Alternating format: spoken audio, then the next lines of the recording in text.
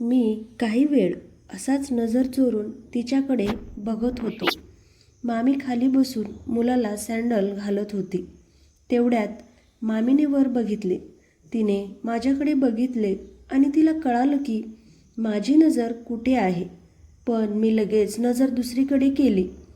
तर मित्रांनो, व्हिडिओ खूप मनोरंजक आहे. स्किप न करता शेवटपर्यंत बघा. चला तर कथेला सुरुवात करूया. मित्रांनो, माझे नाव अश्विन आहे. माझं वय 25 वर्ष आहे आणि मी एका कंपनीत जॉब करणारा मुलगा आहे. एकदा आमची पूर्ण फॅमिली महाबळेश्वरला फिरायला गेली होती. माझ्या घरातले, मी, माझे वडील आणि माझी आई आणि आमच्याबरोबर मामा, मामी आणि त्याचा 5 वर्षाचा मुलगा पण होता. आम्ही सर्व रात्रीच्या बसने महाबळेश्वरला निघालो. ठरल्याप्रमाणे आम्ही सकाळी महाबळेश्वरला पोहोचलो. तिथलं थंड वातावरण बघून मी खूप खुश झालो. सगळीकडे हिरवळ होती. आम्ही पोहोचताच हॉटेलमध्ये गेलो. मामा मामी एका रूममध्ये राहणार होते. माझे आईवडील एका रूममध्ये आणि माझ्यासाठी वेगळी रूम होती. आम्ही आंघोळ वगैरे करून खाली नाश्ता करायला आलो. हॉटेलच्या गार्डनमध्ये नाश्ता ठेवला होता. मला खाली यायला थोडा उशीर झाला होता. आई बाबा आणि मामा मामी आणि त्यांचा मुलगा सगळेच एकच टेबलवर नाश्ता करायला बसले होते. तर त्या टेबलवर मला जागा नव्हती, म्हणून मी कोपऱ्यात एक टेबल ठेवला होता. तिथे बसलो. हॉटेलमध्ये जास्त लोक नव्हती. जेवणाची सोय त्यांनी गार्डनमध्ये केली होती. मोकळ्या जागा आणि छान नैसर्गिक सौंदर्य होतं. सकाळचं कोवळं ऊन, थंड हवा, मोसम खूप भारी होता. मी ते दृश्य पाहतच होतो की तेवढ्यात मामाचा मुलगा माझ्याकडे धावत आला. त्याला माझ्याशी खेळायला आवडायचं. तो माझ्याकडे बिना चप्पलचा धावत आला. तर त्याच्या पायाला काही लागेल म्हणून मामी पण त्याच्या मागे आली. मी त्याला माझ्यासमोर टेबलवर बसवलं आणि मामी पण आली आणि ती माझ्यासमोरच खाली बसली आणि मुलाला सँडल घालू लागली. ती जशी वाकली, मला मामीचे सुंदर रूप दिसले. मी कधी मामीकडे तशा नजरेने बघितलं नव्हतं. पण ह्यावेळी मी स्वतःला सावरू शकलो नाही. मामी 30 वर्षाची, गोऱ्या रंगाची, शिकलेली मॉडर्न मुलगी होती. तिचं नाव संध्या होतं. मी काही वेळ असाच नजर चोरून तिच्याकडे बघत होतो. मामी मुलाला सँडल घालत होती. तेवढ्यात मामीने वर बघितले. तिने माझ्याकडे बघितले. तिला कळालं की माझी नजर कुठे आहे. पण मी लगेच नजर दुसरीकडे केली. मग मामीने मुलाला सँडल घातली आणि ती उठून परत आपल्या जाग्यावर जाऊ लागली.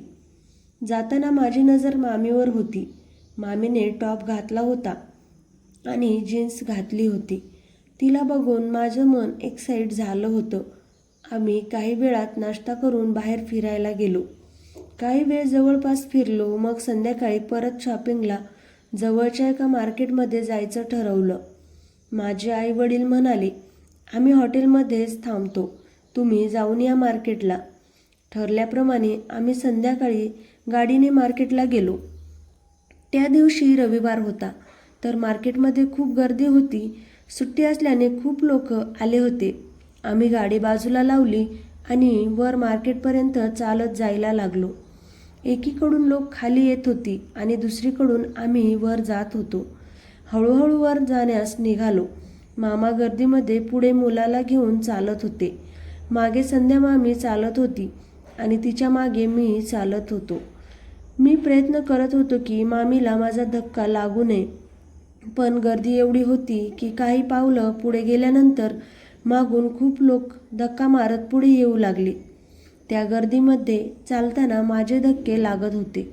मामीने कुर्ता आणि पैजामा घातला होता. जसा मी मागून मामीला चिकटलो तेव्हा मला खूप भारी वाटलं. गर्दीमुळे माझ्या धक्क्याने मागे पुढे होत होती. संध्या मामी पण काही बोलली नाही, कारण गर्दीत दुसरा काही उपाय नव्हता. माझी होत असलेली हालचाल मामीला पण कदाचित जाणवली असेल की मी काय करत आहे, पण ती काही म्हणाली नाही.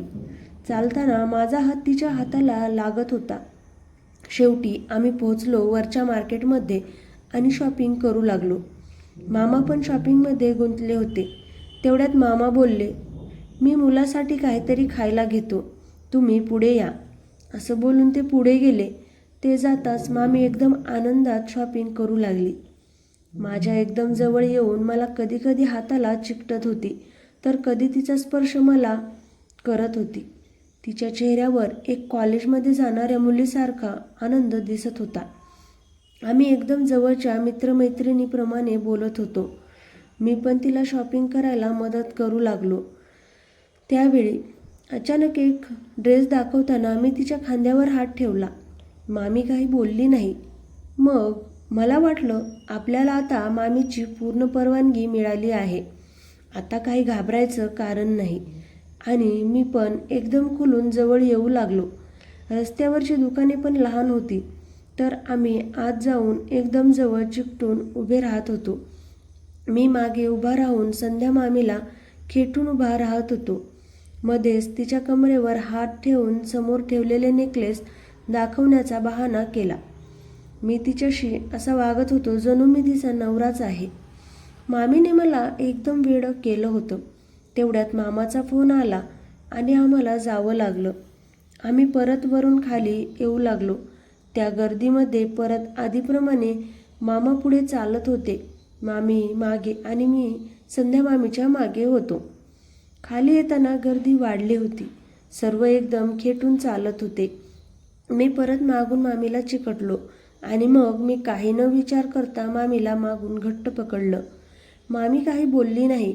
खूप वेळ चालत होतो. अचानक पुढून एक गाडी जात होती, तर सर्व जागीच थांबले.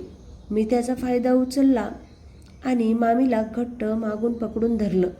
जोपर्यंत ती गाडी गेली नाही आणि जागा मोकळी झाली नाही चालायला, तोपर्यंत मी मामीला असाच मागून घट्ट पकडून होतो. मग लोक चालू लागली आणि आम्ही गाडीतून परत हॉटेलमध्ये आलो. रात्री झोप झाली नव्हती म्हणून आम्ही सर्व जेवून झोपायला गेलो. मला झोपच येत नव्हती. सारखं तेच तेच आठवत होतं. फोनवर पण बोलू शकत नव्हतो. नक्की कळत नव्हतं काय करू. कसं तरी झोपलो आणि सकाळी लवकर उठलो. आजही आम्ही परत खाली गार्डनमध्ये नाश्ता करायला बसलो होतो. काही वेळात नाश्ता करून झाला आणि बाबा आई हॉटेलच्या रूममध्ये गेले. मी, मामा आणि मामी पण हॉटेलमध्ये जाऊ लागलो. तर त्यांचा मुलगा खेळणीसाठी जिद्द करू लागला. तो रडायला लागला तर मामा बोलले मामीला, तू जा वर रूममध्ये, मी खाली जाऊन येतो, बघतो तिथे काही दुकानं आहेत का, काही खेळणी मिळतात का. ते बोलून जसे मामा बाहेर गेले, मी मामीकडे बघितलं आणि मामीने पण एक वेगळ्याच नजरेने माझ्याकडे बघितलं. आणि आम्ही हॉटेलमध्ये आलो आणि लिफ्टमध्ये शिरलो. दोघं पण काही बोलत नव्हतो. लिफ्टवर जाऊ लागली आणि तेवढ्यात मी मामीला विचारलं, मामा बाहेर गेलेच आहेत, तर आपण थोडा वेळ माझ्या रूममध्ये बसूया. मामांना यायला 1-1.5 तास तरी लागेल. तर मामीने पण त्यावर होकार दिला. लिफ्ट पोहोचली आणि आम्ही रूमकडे आलो. मी रूम उघडला आणि मामीला आधी आत जाऊ दिलं. ती आत गेली आणि मी आत येऊन दरवाजा बंद केला. मामी पुढे चालत होती. तेव्हा माझी नजर तिच्याकडेच होती. पण मला आता राहवत नव्हतं. असा मौका परत मिळणार नव्हता. मामी बेडकडे पोचलीच होती की मी लगेच मागून तिचा हात धरून माझ्याकडे फिरवलं आणि तोंड पकडून ओठांवर किस केलं.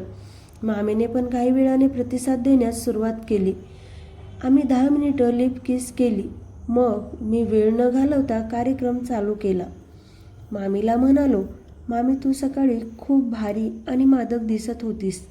मामी म्हणाली, आता माझ्या मादकपणा करून बाहेर काढ. मी म्हणालो, मामी तू लयच सुंदर दिसतेस ग. सकाळी तर ना अप्सराच दिसू लागलीस तू. मामी म्हणाली, काय बघत होतास मग इतका सकाळी माझ्याकडे तहानल्यासारखे. मामी तुला पण माहीत आहे मी काय पाहत होतो. मामी म्हणाली, काय वाटतंय त्यांना बघून तुला. मामी ते बघितल्यावर मी भानावर राहत नाही. मला कळतच नाही की मी काय करत आहे. तुझ्या आठवणीत माझे हात आपोआप काम करून घेतात. मामी म्हणाली, माझ्या आठवणीत किती वेळा पावसाच्या सरी पडल्या मग. मामी मला रोज तू पाहिजे. मी मामीला बोलत बोलत एक एक स्टेप पुढे जाऊ लागलो आणि मजे घेऊ लागलो होतो. मामी म्हणाली, किती भारी वाटत आहे मला, हे तुला कसं सांगू. मी म्हणालो, सांगू नको, आनंद घे. आम्ही खूप वेळ प्रेम केले आणि एका शेवटच्या क्षणी आलो आणि शांत झालो. नंतर आम्ही काहीच झाले नाही असे गप्पा मारत बसलो आणि नंतर मामा आले. आम्ही सगळ्यांनी महाबळेश्वर फिरलो आणि 3 दिवसाची ट्रिप करून गावाकडे परतलो. आम्ही रोजच मजा घेऊ लागलो होतो. तर मित्रांनो, कथा आवडली असेल तर कमेंट करा. व्हिडिओ आवडला असेल तर लाईक करा. चॅनेलवर नवीन असाल तर चॅनेलला सबस्क्राईब करा. धन्यवाद.